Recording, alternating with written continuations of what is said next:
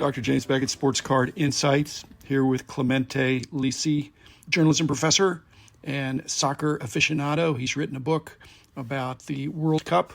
We'll hear about that as well as just a general interview. He's a journalism professor, so interviewing a journalism professor, or perhaps he was interviewing me, as I say. But enjoyed it very much. He had me at Clemente. I hope you'll enjoy this as well. But thanks to sponsors, Beckett Media, Beckett Grading, Beckett Authentication, ComC.com, Burbank Sports Cards, Mike Stadium Sports Cards, Heritage Auctions, Huggins & Scott Auctions, Topps, Panini, and Upper Decks. I hope you enjoy the interview. People think I'm named after Roberto, but I'm not. There had to be some influence, didn't there? You were born shortly after he... No, my grandfather had the same name, and my parents are immigrants from Italy. And in Italy, it's actually a first name. Really? Total coincidence. But the only baseball jersey I own is a Roberto Clemente jersey because that was given to me by a friend. I wear that all the time, and it's fun. I was going to say, you had me at Clemente. Yeah, his life is worthy of study. Yeah, I was always a believer that the league should retire his number along with Jackie Robinson's together. You'd get my vote. Yeah, given his humanitarian efforts, how he died and all that too. So yeah, I don't think they make a big deal about his faith. He probably was Catholic. Yeah. Very misunderstood in so many respects. And the same with Jackie Robinson. The whole idea of journalism, if you're really a good journalist, you're able to see more than one side of an issue. And Correct. I think something's been lost in journalism. Oh, absolutely. Recently. Yeah. In spite of what your worldview is, your own innate worldview, whether it's religious or political, to not be able to articulate what the other side or people that disagree with you, what they're thinking, or to do it as such a straw man that is easily blown away is not just disingenuous, it's dishonest.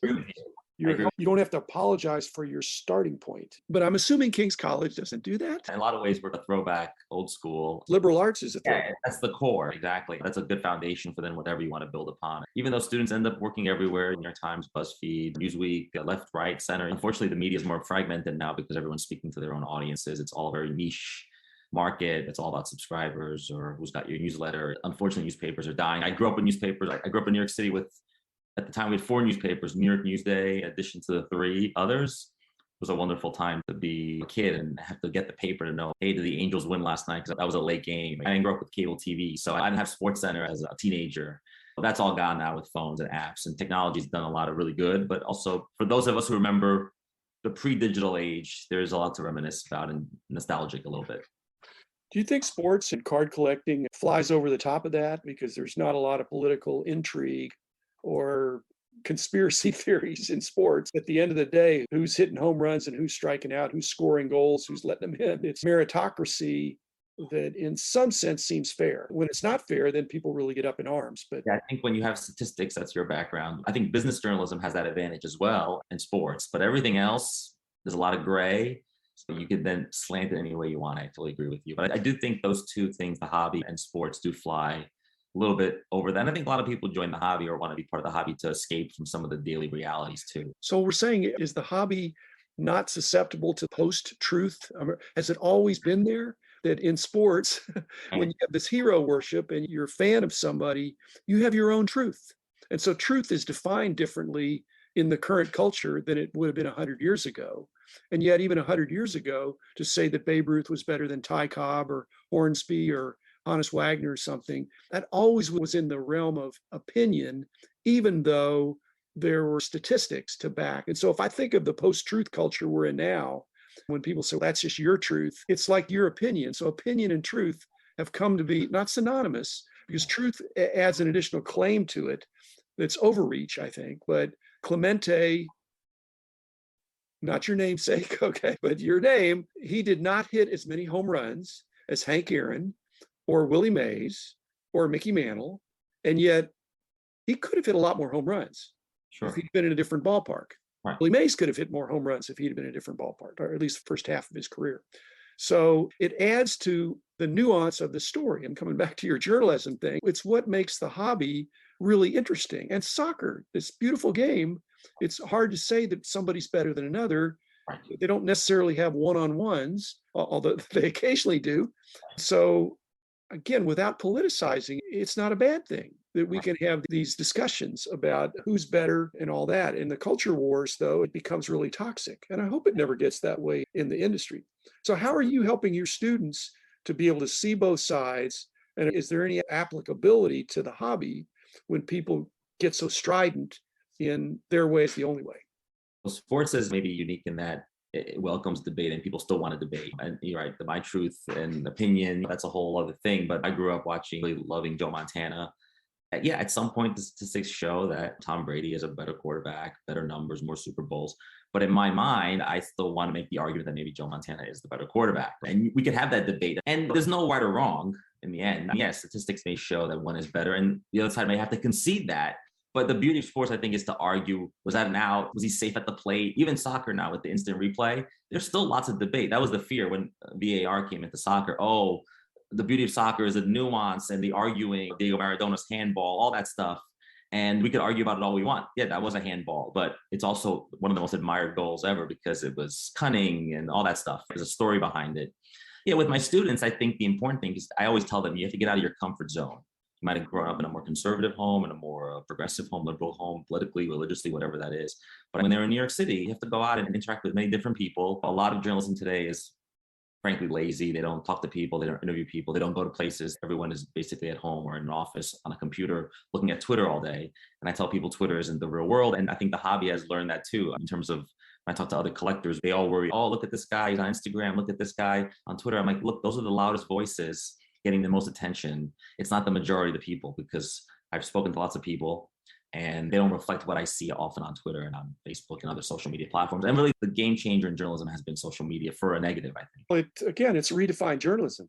Sure. It just post-truth. Journalism is just saying whatever you want to say. It's not about fact checking because facts even are not, almost not facts anymore. And having a source. What is the source? The source itself is suspect in some respects. Let's just talk about Joe Montana against Tom Brady. You, I think, caved too easily. Montana was also a winner. In the majority of opportunities he had, he came out on top. He also had the benefit of outstanding coaching. Coaches, in some cases, that were ahead of their time, as Brady did. Also had a number of teammates who were legendary. And if you flip those two, you put Brady in the 49er and Chiefs system back in the whatever that is, 80s and 90s, or put Montana in with Belichick with the Patriots and now the Bucks, they both would have had great success. But Brady was in a different system.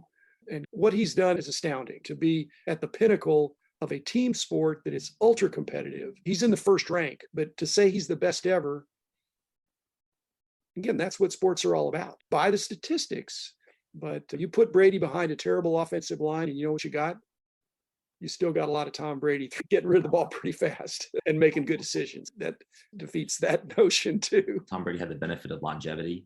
I see that a lot with soccer players like Messi and Ronaldo. They've just been around a long time. And when you have that much time to rack up statistics, it helps as opposed to a shortened career, maybe injury prone, different styles of play. There's always the argument you can't compare players from different eras. You've heard that. We do it anyway, of course, because that's the fun of it. Okay. Let's stay with Brady for just a minute. I think most of the listeners will be more familiar with Tom Brady than they will be even Messi or Ronaldo or any of these other guys. But Brady had a knack for not putting himself in position to be injured. And I know that he just took a dive or took a fall, but he did not put himself out there to where he would be hit awkwardly. He stood tall in the pocket and all that. Is there an equivalent in soccer that some of these great players that we're talking about, it's not that their knees are stronger or their ankles are stronger necessarily, but they don't put themselves in situations where they could have a career-ending injury? It's very difficult in soccer to avoid contact like it is in football. But I do think Tom Brady, and the only soccer equivalent I think there is to him in terms of how he took care of his body. I think Tom Brady does a really good job with nutrition and fitness and personal health gurus and all that stuff that they didn't have that 20 years ago. And I think Zlatan Ibrahimovic, who did spend a few years in the MLS, same thing. He's in his 40s now, a physical specimen, has a personal trainer, is constantly worried about his physique, about his health and his diet. Just didn't see that 20 or 30 years ago. Guys would just go out drinking and then go to the game the next day. I remember as a kid listening to a Yankee game and Phil Rizzuto was one of my favorite announcers. And they were talking about the players in the 80s and how big they were and all that. And Phil Rizzuto basically admitted on the air, we never lifted a weight in the off season. Like we did it anyway. But we did nothing in the off season. We just hung out with our wives, went out. And then when spring training came, we started doing that again. You just don't see that anymore where players are just gorging on the off season and then focusing on the season. I think they're constantly thinking of themselves, their body, their physique. And I think that has also helped Tom Brady a lot. Because every year we think he's going to retire and boom, he's back. From the sports I've played and what I've observed over the years is that I think you could strengthen your ankles such that with someone that is not in shape, is not well trained, a highly trained athlete, could sprain an ankle and it wouldn't be a serious sprain because they have whatever ankle flexibility or stuff like that. Whereas someone else, it would just take them out and they'd be out for a long time. And so I believe all these soccer players have, and football players too, and basketball players for sure, coming down wrong. That happens. Yes. If it happens to somebody that doesn't play very often, they're going to be limping for a long time. Right. Basketball players get retaped and are back out there. And so soccer's probably like that too. Yeah. However, I think knees are not the same. So is there an unwritten code within soccer that you don't go take out the player's knee? Look, I think it was unwritten at the time, but I think in the last 2 or 3 decades, the refereeing has gotten better in that the aim is to protect the attacking players, because defenders in the 80s and 90s were pretty tough and hard. There's one Dutch player, Marco van Basten, his career ended at age 32 because of all the injuries. So now referees will make those calls. So there's more punishment. It's weighted towards the attacker because soccer, like many other sports, scoring goals, and right, you can't have guys hacking other guys down. And so the refereeing has gotten better. There's instant replay now. These things are not tolerated like they were in the 80s. If you watch Diego Maradona's career, the man was hobbled by the end of it. When you look at players today who play into their late 30s, you just don't see that. I think sports medicine has also gotten better. And so there's also that. So there's a lot of different factors. Again, comparing different eras is difficult, but I think they've gone a long way in soccer, especially at the international level, to protect the attacking players more, because they're the ones who got the most injuries because the defenders are the ones trying to stop them. Okay, well, since I'm with a professor, I'll get philosophical here. So people think, and you're a card collector, people think that dynamic, exciting element about collecting cards is the rookie cards, the young players. But I think just with you here as a fellow professor, I think I can make a case for the fact that longevity is a really big deal. Because if there is not the promise in soccer or hockey or baseball, basketball, football, that someone could have a long and successful and hopefully injury-free career to be all that they can be, then it's so highly speculative, it wouldn't be fun. We've got Fernando Tatis, perhaps a self-inflicted wound, but still the threat to longevity of career.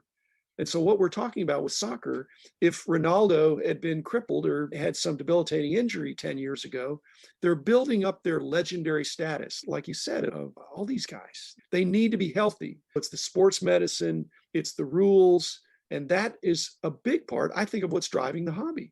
Roberto Clemente, he went out untimely death in many respects, but he had a 3,000 hit career, went out on top on a humanitarian mission. But the legend of Roberto Clemente is not a 5-year legend, although he did have some injuries in the 50s that were difficult, that he overcame, back problems. So he really did. But you make a good point on that. When you were saying that about longevity, all I kept thinking about was I'm also a hockey card collector, and everyone loves that 79-80 Wayne Gretzky rookie card, but that set also has Gordie Howe and Bobby Hull's final card. I love those cards. And those have some worth because those guys were pretty old for hockey. You don't see that much anymore. To bring it full circle, I agree with you. The hobby has a speculative nature, the idea of speculating on a young player or talking about. Well, again, or is not necessarily the Mickey Mantle of hockey, or came and took the league by storm, changed the orientation of the game and the positional structure and all that. But he was injured and he was a shadow of his former self toward the end. Whereas a lot of these hockey guys get 20 years of career or barely got 10 good years. I don't want a sport that is so protective that you can't tackle Tom Brady. It's touch football for Tom. You got to get 2 hands on him, but you can't tackle him or hurt him in any way. That's not right. It's still a tough game, but to really do what you can to prevent injuries in baseball, football, basketball, hockey, NASCAR, soccer, everything. You want to make the sport safe. Otherwise, people, they're not going to want their kids to. The man in the house of cards, the man in